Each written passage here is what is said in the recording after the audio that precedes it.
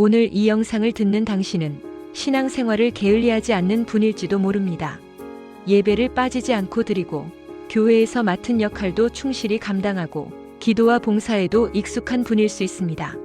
그런데도 마음 한편이 이상하게 무겁지는 않으십니까?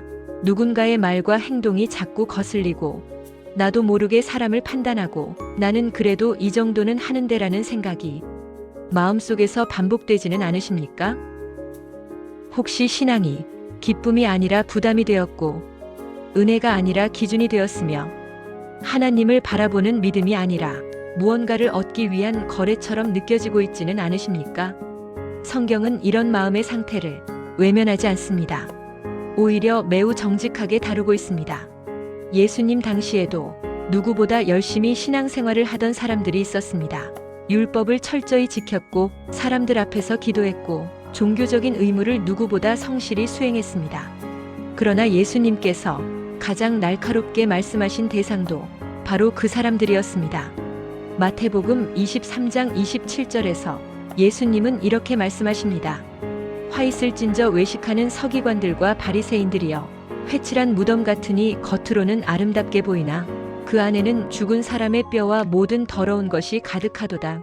이 말씀은 열심을 정죄하기 위한 말씀이 아닙니다. 겉모습은 신앙처럼 보이지만 중심이 하나님이 아니라 자기 의로 가득 찬 상태를 드러내는 말씀입니다.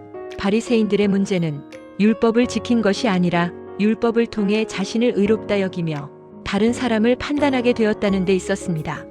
누가복음 18장에 등장하는 바리새인과 세리의 기도를 기억하십니까?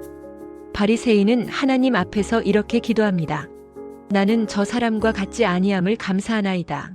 그의 기도에는 감사가 있었지만 은혜는 없었고 신앙 언어는 있었지만 회개는 없었습니다.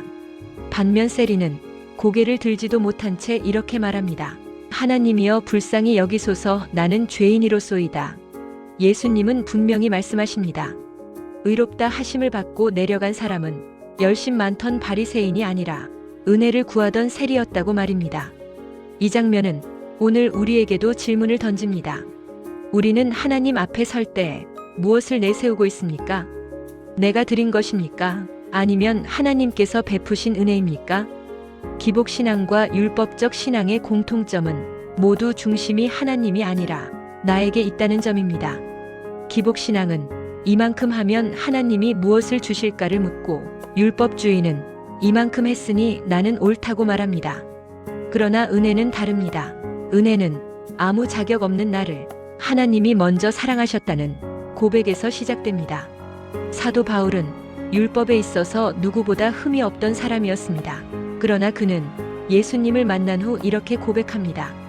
빌립보서 3장 8절에서 내가 그리스도를 위하여 모든 것을 해로 여길 뿐더러 배설물로 여김은 그리스도를 얻고자 함이라. 바울은 율법을 지키던 삶을 자랑하지 않았습니다. 오히려 그것이 자신을 하나님께서 아닌 자기 의에 붙들어 두고 있었다는 사실을 깨달았습니다. 은혜를 만난 사람은 다른 사람을 쉽게 판단하지 않습니다. 왜냐하면 자신이 얼마나 큰 용서를 받았는지 알기 때문입니다. 예수님께서 가늠하다 잡힌 여인을 앞에 두고 사람들에게 물으셨던 질문을 기억하십시오. 너희 중에 죄 없는 자가 먼저 돌로 치라. 그 말 앞에서 사람들은 하나둘씩 돌을 내려놓고 떠났습니다. 은혜를 아는 순간 판단은 멈추게 됩니다. 성경에는 겉으로는 열심히 하나님을 섬겼지만 정작 마음은 점점 메말라갔던 한 인물의 이야기가 나옵니다. 바로 구약의 선지자 요나입니다. 요나는 하나님의 말씀을 전했고 하나님의 뜻을 수행했습니다. 니느웨는 회개했고 도시는 심판을 면했습니다. 겉으로 보면 요나는 성공한 하나님의 사람이었습니다. 그러나 성경은 그 이후 요나의 마음을 숨기지 않습니다. 요나서 4장에서 요나는 하나님의 자비 때문에 분노합니다. 사람들이 회개하고 살아난 것이 그의 마음에는 기쁨이 아니라 불편함이 되었기 때문입니다. 요나는 하나님께 이렇게 말합니다. 주께서 은혜로우시며 자비로우시며 노하기를 더디하시며 큰 인애를 베푸시는 줄을 내가 알았나이다. 놀라운 고백입니다. 하나님의 성품을 정확히 알고 있습니다. 그러나 그 은혜가 자기에게만 머물기를 원했습니다. 요나의 문제는 사역을 하지 않은 것이 아니었습니다. 말씀을 모른 것도 아니었습니다. 하나님의 은혜를 자기 기준으로 제한하려 했던 마음이었습니다. 하나님은 요나에게 아주 조용하지만 깊은 질문을 던지십니다. 내가 성내는 것이 옳으냐? 이 질문은 요나만을 향한 말씀이 아닙니다. 열심히 믿고 있지만 마음이 자주 불편해지고 다른 사람의 회복이 기쁘지 않게 느껴질 때 하나님은 오늘 우리에게도 같은 질문을 하십니다. 내 중심이 지금 어디에 있느냐? 사랑하는 여러분, 혹시 지금 신앙이 숨이 막히는 의무가 되었다면, 다른 사람을 보며 마음이 자주 굳어진다면, 오늘 이 말씀은 당신을 향한 정죄가 아니라 돌아오라는 초대입니다. 하나님은 더 많은 일을 요구하시기 전에 당신의 중심을 바라보고 계십니다. 미가서 6장 8절은 이렇게 말합니다.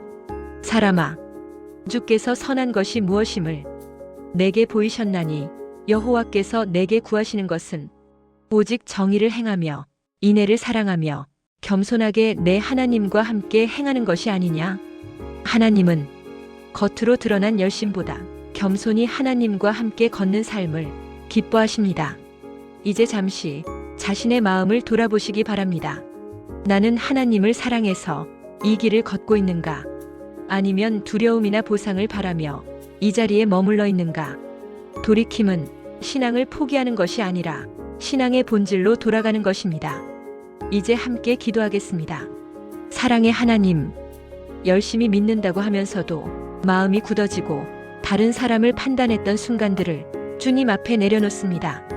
은혜로 시작한 신앙이 언제부터 거래가 되었는지, 언제부터 기준이 되었는지 주님께서 아시오니 다시 복음의 중심으로 우리의 마음을 이끌어 주옵소서.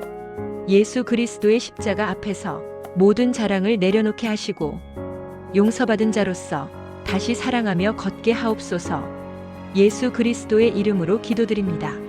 아멘. 오늘 이 말씀이 당신의 신앙을 무너뜨리기 위한 말씀이 아니라 다시 살아나게 하는 말씀이 되기를 바랍니다. 이 영상이 도움이 되셨다면 좋아요와 구독으로 함께 해주세요. 다음 영상에서 만나요.